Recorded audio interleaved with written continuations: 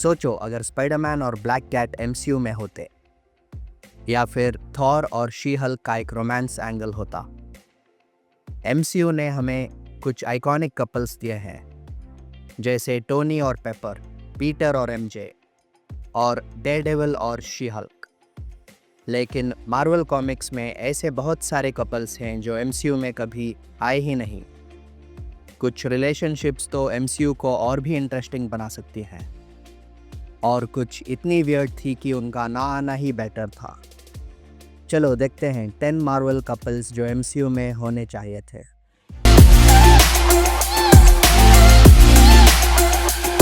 Marvel comics हमेशा से complex relationship से भरा पड़ा है, लेकिन सभी स्टोरीज बिग स्क्रीन तक नहीं आ पाए।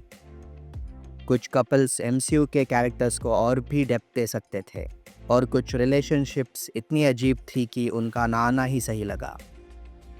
ये लिस्ट कोई रैंकिंग नहीं है, बस कुछ अनमिसेबल मार्वल रिलेशनशिप हाईलाइट करती है जो कभी एमसीयू का हिस्सा नहीं बनी। चलिए स्टार्ट करते हैं एक सबसे अजीब पेयरिंग के साथ।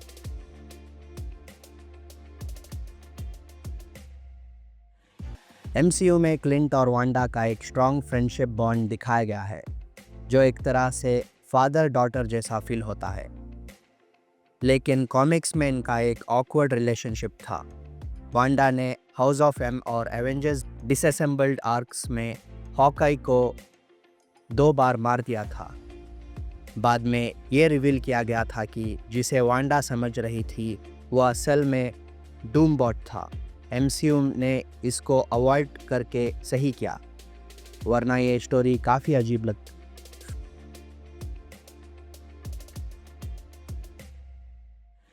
एवेंजर्स एज ऑफ अल्ट्रॉन से पहले क्लिंट और नताशा को एक कपल के रूप में इमेजिन कर रहे थे। इनकी ऑन स्क्रीन केमिस्ट्री और उनका पास्ट एक रोमांटिक रिलेशनशिप की तरफ पॉइंट करता था, और कॉमिक्स में ये एक एक्चुअल कपल भी रह चुके हैं। लेकिन एमसीयू ने क्लिंट की फैमिली रिवील करके ये क्लियर कर दिया कि नताशा और हॉकाई सिर्फ बेस्ट फ्रेंड्स हैं। लेकिन एक ऑल्टरनेटिव टाइमलाइन में शायद अलग होता।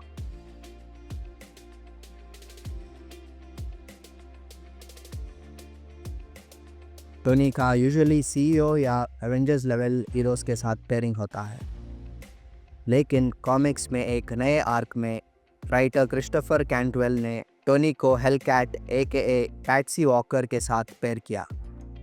हेलकैट एक स्ट्रीट लेवल सुपर हीरो है जो टोनी को एक ग्राउंडेड और डिफरेंट पर्सपेक्टिव देती है।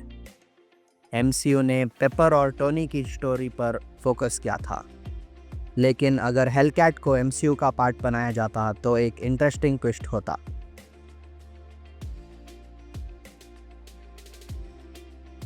ग्वेन स्टेसी हमेशा से पीटर पार्कर की सबसे बड़ी ट्रैजिक लव स्टोरी रही है।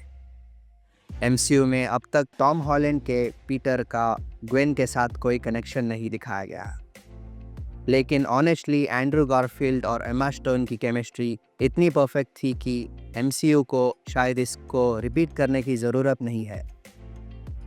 लेकिन कुछ रूमर्स कहते हैं कि ग्वेन स्टेसी स्पाइडरमैन 4 में आ सकती है। देखते हैं मार्वल क्या करता है।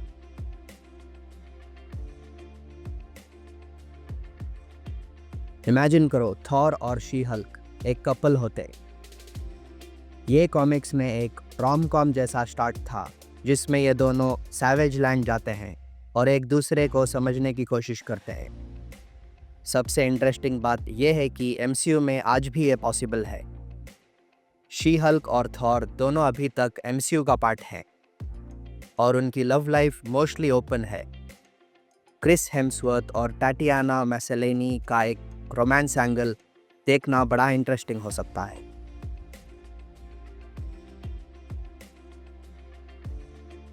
ये पेयरिंग थोड़ी अनएक्सपेक्टेड लग रही है, लेकिन कॉमिक्स में कैरल डैनवर्स और जेम्स रोड्स एक सीरियस रिलेशनशिप में रह चुके हैं। दोनों का मिलिट्री बैकग्राउंड उन्हें एक स्ट्रॉन्ग बॉन्ड देता है। एमसीयू में भी हिंट्स थी कि ब्लिप के बाद इनकी कॉन्वर्सेशंस होती है। शायद फ्यूचर एवेंजर मूवीज़ में मार्वल इसको एक्सप्लोर कर सके।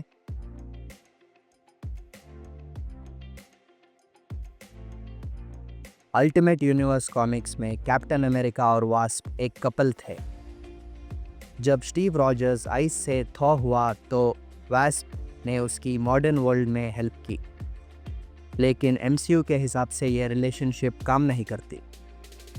जैनेट वैन डाइन अब एमसीयू में काफ़ी सीनियर है और मार्वल ने स्टीव और पेगी की लव स्टोरी को इतना स्ट्रांगली बिल्ड किया कि ऑल्टरनेटिव पेयरिंग फिजिबल नहीं लगती।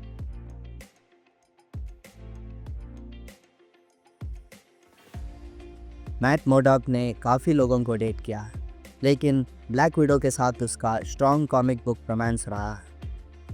ये दोनों सैन फ्रांसिस्को तक शिफ्ट हो गए थे एक नए स्टार्ट के लिए।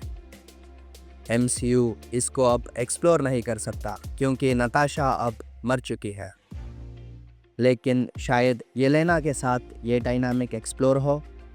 देखते हैं।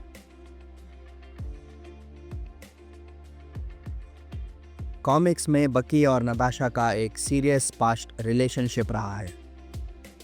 दोनों रेड रूम और असैसिन ट्रेनिंग के कारण एक दूसरे को बहुत अच्छे से समझते हैं। अब थंडरबोल्ट्स आ रहा है जिसमें बकी और येलेना है, तो क्या मार्वल इसको एमसीयू में अडैप्ट करेगा? फैंस को डेफिनेटली ये देखना चाहिए।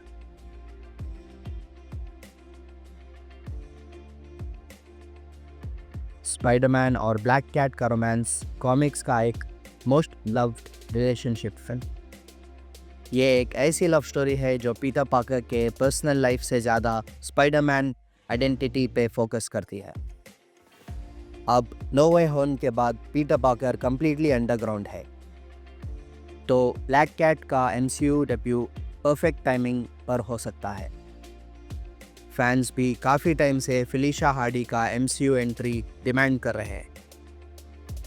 एमसीयू को बस ये अपॉर्चुनिटी ग्रैब करनी है। तो ये थे 10 मार्वल मूवी कपल्स जो एमसीयू में होने चाहिए थे। कुछ रिलेशनशिप्स एमसीयू को और इंटरेस्टिंग बना सकते हैं और कुछ का अवॉइड होना शायद बेटर था। आपका फेवरेट मार्वल कपल कौन सा है जो एमसीयू में नहीं आया? कमेंट्स में ज़रूर बताना। और अगर आपको ये वीडियो पसंद आई तो लाइक करो, शेयर करो और चैनल को सब्सक्राइब करो। और अगर आपको और भी क्रेजी मार्वल लव स्टोरीज देखनी है तो हमारे मार्वल लव ट्रायंगल्स वाली वीडियो ज़रूर देखो। Thank you for watching.